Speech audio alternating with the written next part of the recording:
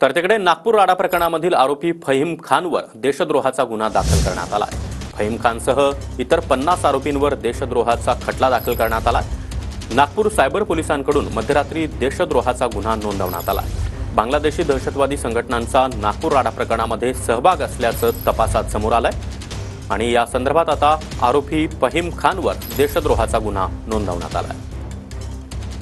नागपूर राडा प्रकरणातील आरोपी फहीम खानसह 50 आरोपींवर देशद्रोहाचा गुन्हा दाखल केलाय। नागपूर सायबर पोलिसांकडून मध्यरात्री सर्व आरोपींवर देशद्रोहाचा गुन्हा दाखल केलाय। देशविघातक कृत्य केल्याप्रकरणी सर्व आरोपींवर देशद्रोहाचा ठपका आहे। बांगलादेशी दहशतवादी संघटनांचा राड्यात सहभाग असल्याचं तपासात उघड झालंय। नागपूर हिंसाचाराला कारणीभूत ठरणारे व्हिडिओ बांगलादेशासह इतर देशांमधील असल्याचंही समोर येतंय। सायबर पोलिसांना हिंसाचार भडकवणारे तब्बल 172 व्हिडिओ सापडल्याचं समोर आलंय। बांगलादेश आणि इतर देशातील आयपी ॲड्रेसवरून व्हिडिओ व्हायरल झाल्याची माहिती आहे। 172 व्हिडिओचा आयपी ॲड्रेस आणि मोबाईल नंबरचा पोलिसांकडून शोध सुरू आहे। जो टोटल 172 पोस्ट जो कल रात तक आइडेंटिफाई हुए थे और आज का भी हमारा रिपोर्ट बनेगा।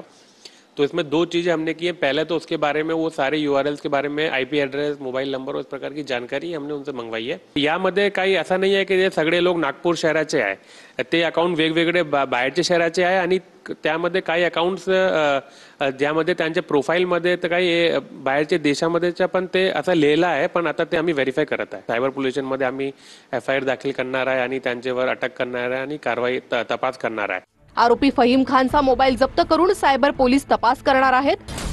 फहीम खान याच्याकडून भडकवणारे संदेश किती जणांना पाठवले याचा देखील शोध घेतला जाईल। तर हिंसा भडकवणारे व्हिडिओ डिलीट करण्यासाठी सायबर पोलिसांकडून YouTube आणि Googleला मेल देखील पाठवण्यात आले।